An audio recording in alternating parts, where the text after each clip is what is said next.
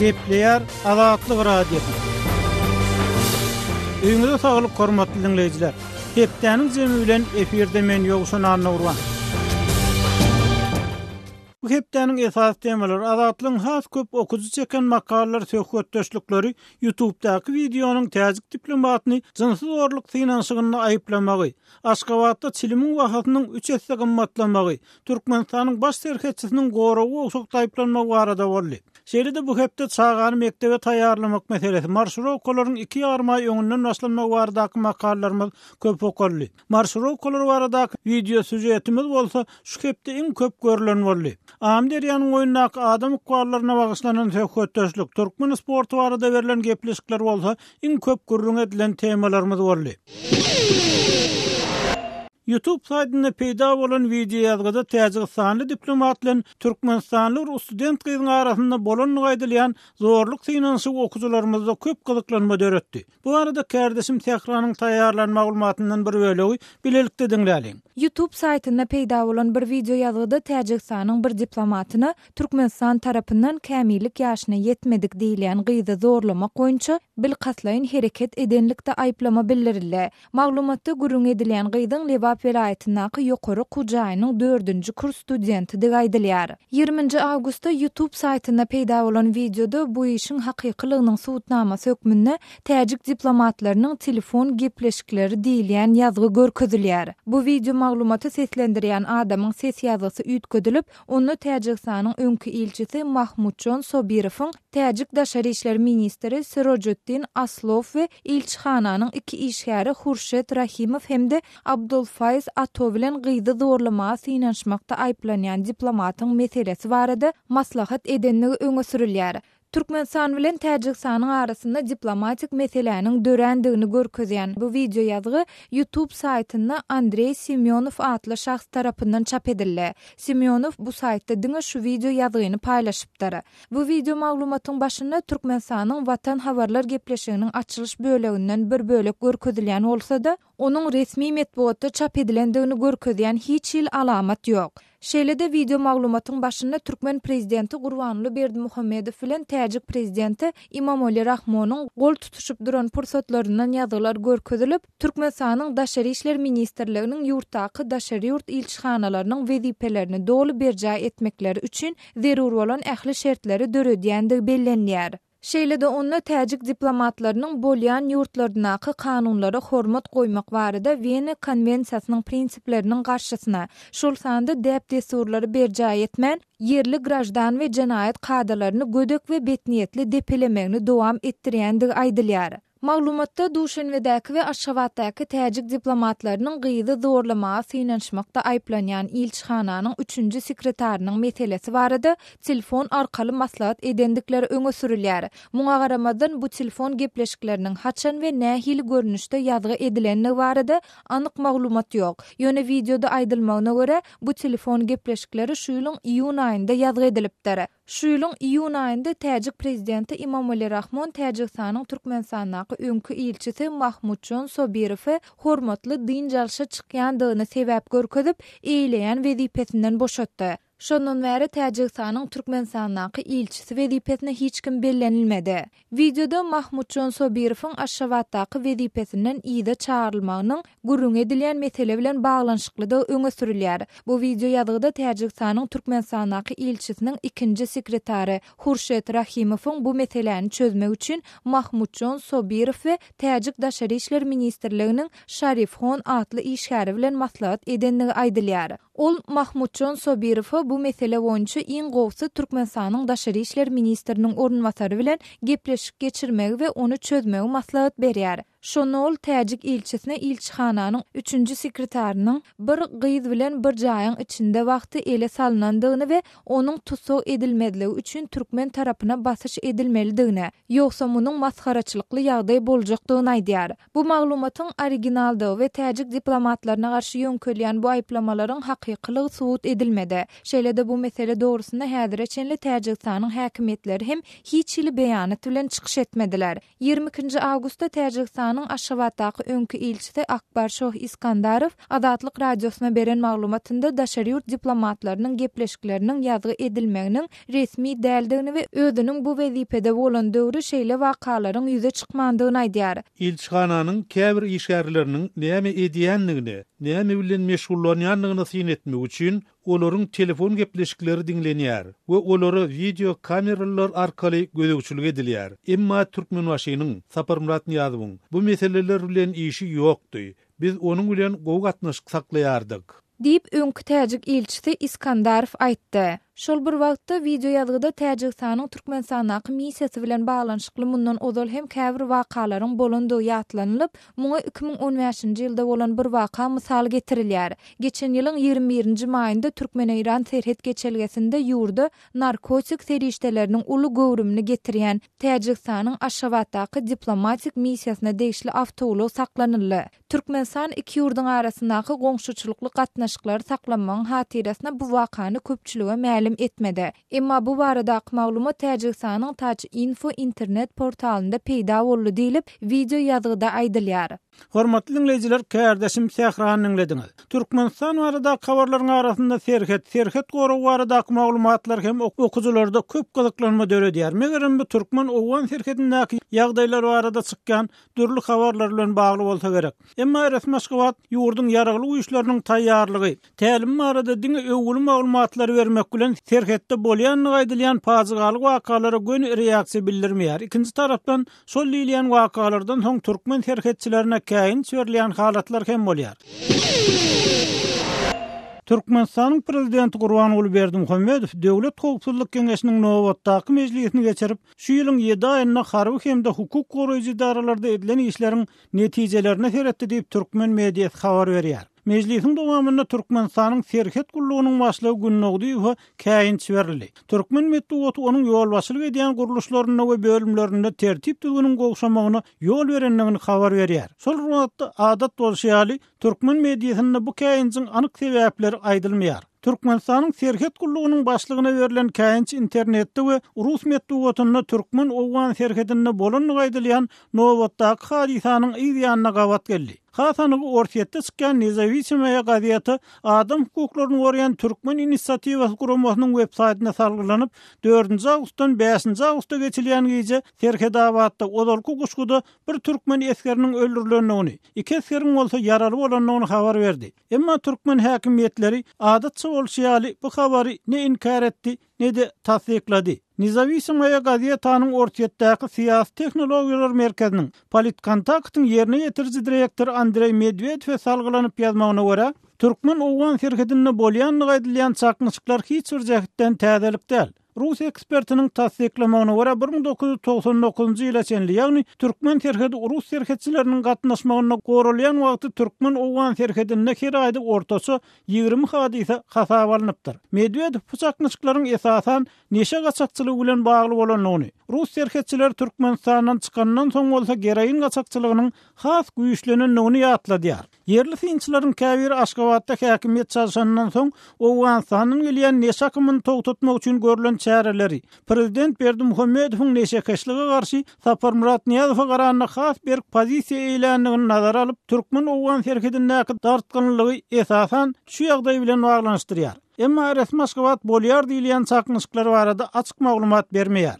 Şol wagtda soňky döwürde owan hökümet güýçleriniň jeňçilere garşy alyp barýan töweşlerine garamazdan türkmen owan serhetine gola ýerlerde dürli radikal toporlaryň işin hereketi geçenligi hem aýdylýar. Biraz ýa çekilsek, Azatlyk radiosu 2014-nji ýylyň 24-nji maýynda Owganistanyň Batky welaýatynyň Balamurga etrawynyň ýanyna türkmen owan serhetinde 3 san türkmen serhetçisiniň öldürilendigini habar beripdi. Owganistanyň Gormaç etrawynyň häkiminiň wezipesini ýerine ýetirýän Asylhanyň tasdiklamagyna görä, şonda jeňçiler Murga etrawyna degişli serhediň 37-nji nokadyny türkmen serhedini bozypdyr. Resmi Aşgabat şonu bu habary ne tasdiklady, ne de reddetdi. Emma biraz soň, ýagny 2014-nji ýylyň iýun aýynyň başynda geçirilen video şekilli maslahatda Türkmenistanyň döwlet serhet gullugynyň başlygyna we onuň ornataryna serhet goraw bilen baglykda bir käýinç berildi. Ýöne resmi Aşgabat serhetde bolanlygy aýdylýan çakmyşyklar barada çykkan habarlaryň hemmesinden soň beýle reaksiýa bildirmeýär. Döwlet Howpsuzlyk Geňeşiniň nowatdaky mejlisinde ýurdun baş prokuroruna hem gözegçilik edýän pudugyny tertip düzgüni gowşadan üçin neýilip käýinç berildi. Şeýle de habarda prezidentiň karary bilen gulluk goruşlaryny talablaýyk ýerine getirmäni üçin neýilip bir näçe prokuroryň wezipesinden boşadylyny gaýdylýar. Gepler Adatlyk radiosi. Hepdeniň jem programmamyzyň dinleýärsiňiz. Adatlygyň ýene bir gyzyklanma döwreden habar bolsa Aşgabatda bu ýyl has ýer başlanan garaşsyzlyk marşrowkalary barada boldy. Paýtagtdan gelýän habarlara görä büdjet edaralarynyň işgärleri öýlen saat 4-lere çenli işläp, soň akşam saat 8-lere çenli garaşsyzlyk bayramasyny netjek ýörüýüşlerini bir taýýarlyk görýärler. Adatlyk radiosi bu habaryň anyk maglumatlaryny almak üçin Aşgabatda habarçysy Soltan Açylowa telefon etdi. Garaşsyzlygyň 20 ýyllygyna görülen taýýarlyklar edara işgärlerini ýanky marşrowkalara taýýarlamak işleri Eýem 10 günler dowam edip berýär Aşgabat şäher boýunça. Döwlete degişli edara kärhanalaryň işgärleri hemmesi şu odal kylakamaty häzirki Dağdan stadionuna baryp, şo ýerde marşrowkalar geçýärler. Şu eýem garaşsyzlygyň tek 2,5 ay bardygyna garamazdan Aşgabat şäher boýunça başlandy.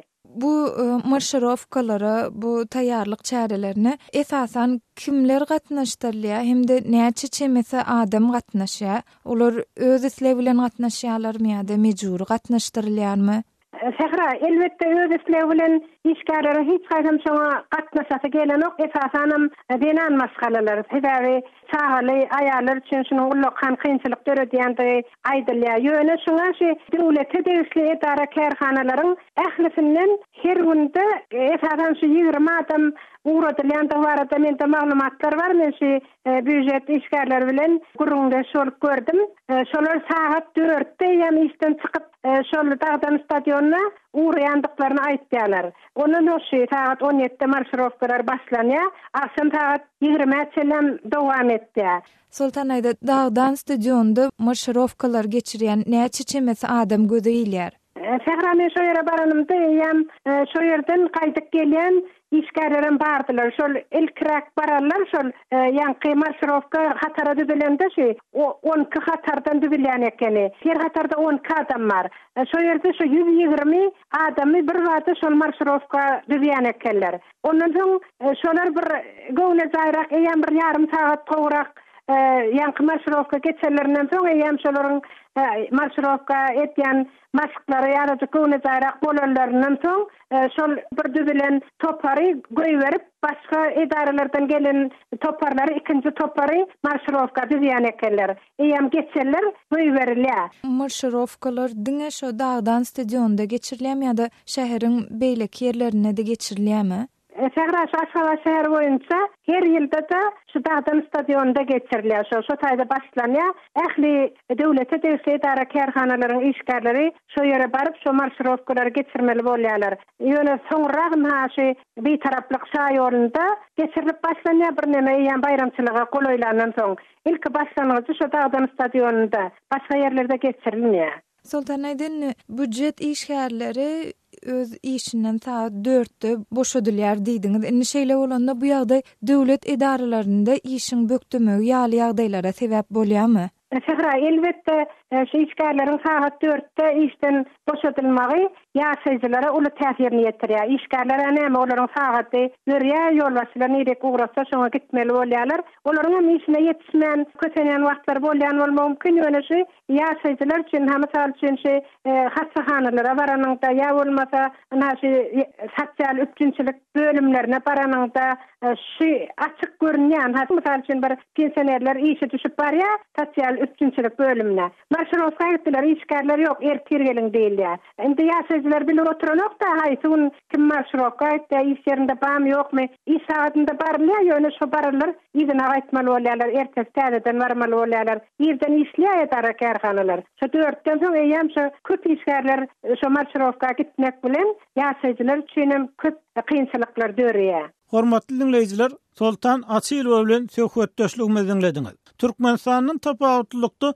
goňşy Özbegistanyny garaşsyzlyk bayramy biraz ýervellenýär. Sebäbi Daşkent öz garaşsyzlygyny keçepeden, ýagny Moskwada 1991-nji ýylyň awgustynda bolan döwlet agdarlyşygy finançygyndan uzaga çekmän ýylan etdi. Ýöne bu gezek Özbegistanyň garaşsyzlyk bayramyna görülýän taýýarlyk adam ölümine sebäp boldy. Bu arada Azatlyk radiosynyň özlük gullugynyň maglumaty esasynda kärdeşim Hudaýberdi Hallynyň taýýarlanan habaryny bilelikde dinläliň.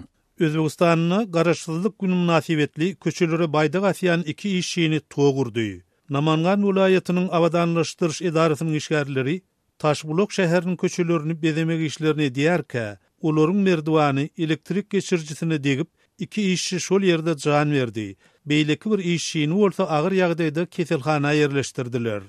Radiomyzyň özbek gullugynyň taýýarlanan maglumatyna görä, ýurdun garaşsyzlyk gününe boljak bayramçylyk dawaralaryna taýýarlygyň çägini Namangan vilayatynyň häkiminiň buýrugy bilen şäher bezemek işlerini alyp barýan işçileriň ömrü helakçylikli tamamlanypdyr. İşçiler Namangan etrawynyň merkezi Taşbulak şäherindäki esasy aýlaw ýolunyň uğruny bezemäge girişipdirler. Garaşylmadyk ýagdaýda olaryň merdwany gyşaryp elektrik geçirjisine degipdir. Netijede işçileri togurupdyr. Betwagtçylykly hadise 8-nji awgustda ýüze çykýar. Azatlyk radiosynyň özlük gullugynyň berýän maglumatyna görä, Namanganyň elektrik üçinçiligi bölüminiň işgäri şeýle diýipdir. Aýlaw ýoluň depesinde uly panno bolup, onu Agrobankyň reklamasy ýerleşýärdi. Garaşsyzlyk gününiň bayramçylygy münasibetli işçiler şol ýeri dörli lentalar hem baýdaklar bilen bezemek isläpdirler. Olar beýik merdwany uly ýoluň ortasyna geçirjek bolanlaryny tütenleýän ýagdaýda 3 simli elektrik geçirjisine degipdir. Güýçli tok işçileri urupdyr diýip waka şaýat bolan aýdýar. Onuň sözüne görä şol betwagtçylykly ýagdaýda Bositxon, Kobilov hem Kobiljon, Komilov şol ýerde jan beripdir. Beýleki bir işçi Abdurasul Tursunov agyr şikes bilen keselhananyň reanimasiýa bölümine ýerleşdirilipdir. Namangan etrap häkiminiň awadanlaşdyryş işleri baradaky bölüminiň ýolbaşçysy Kamil Nuruddinov Azatlyk radiosynyň özbek gullugynyň jurnalisti bilen gürleşenine ol işçileriň howpsuzlyk çärelerini berjaý etmeýänligi sebäpli helak bolanlygyny aýtdy. Hakykatdanam agyr helakçylyk ýüze çykdy. Olaryň merdwany mehaniki, ýagny el bilen göterilip süýşürilýänli. Anyklanyşyna görä, olar iş tamamlan soň merdwanyň ýokurky bölegini aşak ýatyrmazdan ýerinden aýyrjak bolupdyrlar. Ol oglanlar howpsuzlyk teknikalaryny berjaý etmek barada okuw geçipdiler. Ýöne şol gün howpsuzlygy elden beripdirler. Gara wagtymyzda betwagtlyk ýüze çykdy. Biz mümkinçiligi görä ýogulanlaryň maşgalalaryna maddi ýardym etmäge çalyşýarys. Ýa-ýaşly kampaniýasy da olara uly kömek berýär diýip Kamil Nuruddinov aýdýar. Soňky döwürde Özbegistanyň teknik howpsuzlyk düzgünleriniň berjaý edilmezligi sebäpli şeýle wakalar ýüze çykýar diýip radiomyzyň özbek gullugy maglumat berýär. Ýatla geçdik. Zızak vilayatynyň Gallayar Aral etrawyny 20 awgustda şeýle hadisanyň bolanyny radiomyz habar beripdi. Uztransgaz paýdarlar toplumuna degişli gaz aktarjy edaranyň işçileri kanalizasiýa nasos bölümini bejeriş işlerini geçirýärkä 10 adamy gaz bopdyr. Ol ýerde bolan ýene 3 adamy vilayatyň keselhanasyna ýerleşdiripdirler. 2013-nji ýylyň dekabryna çäklendirilen hukukly Vodi Gaz Taminot idarasynyň 4 işgäri gaz geçirjide ýerasty işleri geçirýärkä gazdan zäherlendiler. Gazçylaryň ölümine tekniki howpsuzlyk düzgünleriniň berjaý edilmänligi sebäp boldy diýilýär. Hormatly dinleyijiler, kärdeşim Hudaýberdi Hallyny dinlediňiz.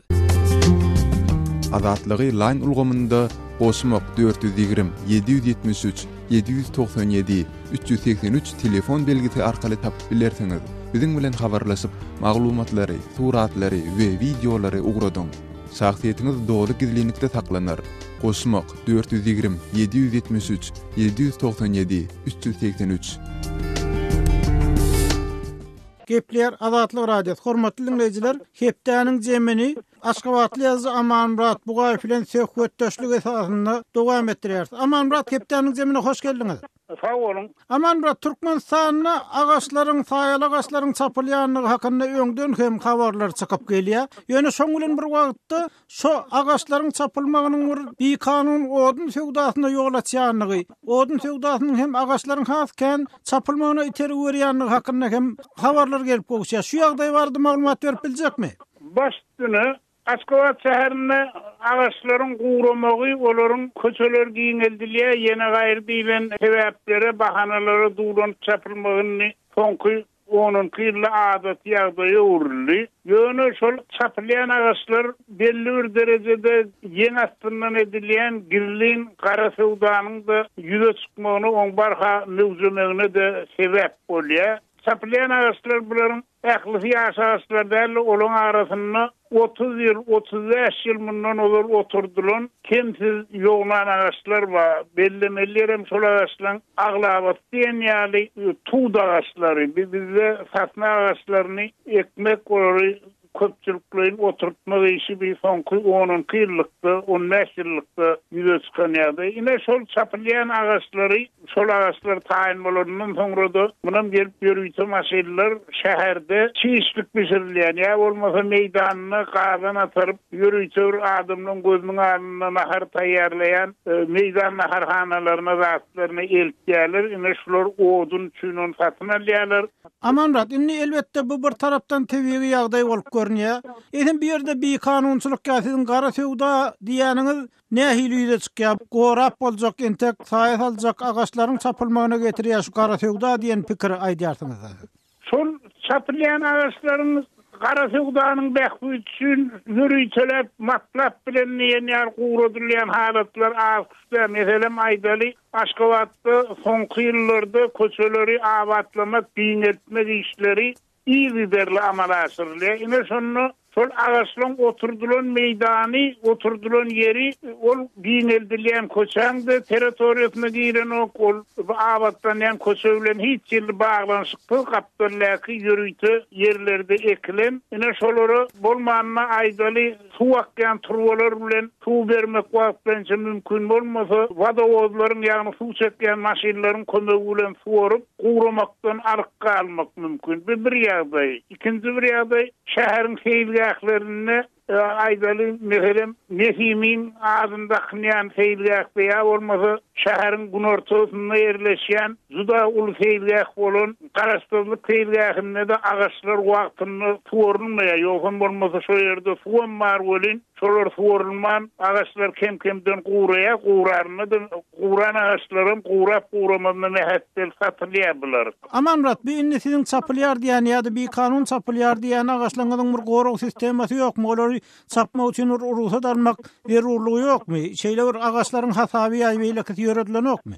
Şeýle hasabat bar. Şol ýöredilmeli kanun esasynda meselem şol agaçyň ýaşy bir sene baran bolsa onu İslenlik agaçy çapçak bolsaň, şo ýeriniň administrasiýasy aýdaly eger pasiýolog bolsa, pasiýolog geňeşliginiň, şäher bolsa, etraf häkimliginiň ýörüýte ruhsat haty gerek. Her agaç edil adam ýa hasabalynan ýöne o zatlar, o talaplar kagyz ýüzünde, iş ýüzünde bolyn amal edilýän zat ýok. Ýoksa Amanrat, bu hepdäniň zemine gatnaşyp beren maglumatyňyz üçin köp sag bolun. Siz hem sag bolun, işiň bir awat bolsun. Öz evitingizde bolýan wakalar barada azatlyga maglumat bermek isleseňiz biziň kontakty hasabymyza ýazyň. Bizi gözlek bölümine azat habar ýazyp tapyp bilersiňiz. Siz suratlaryňyzy we videolaryňyzy hem ýollap bilersiňiz. Siz bolan wakalar barada maglumat beriň, biz hem habar bereriz. Gepler Azatlyk radiosu hormatly dinleyijiler. Şunuň bilen hepdäniň jem programmamyzyň soňuna geldik. Ony Pragadaky studiýadan men ýokşana Nurwan alyp bardym. Ýeneki efir duşuklarymyz senlik hoş, saglykda galyň, azatlygyň tolkunlaryndan aýrylmaň.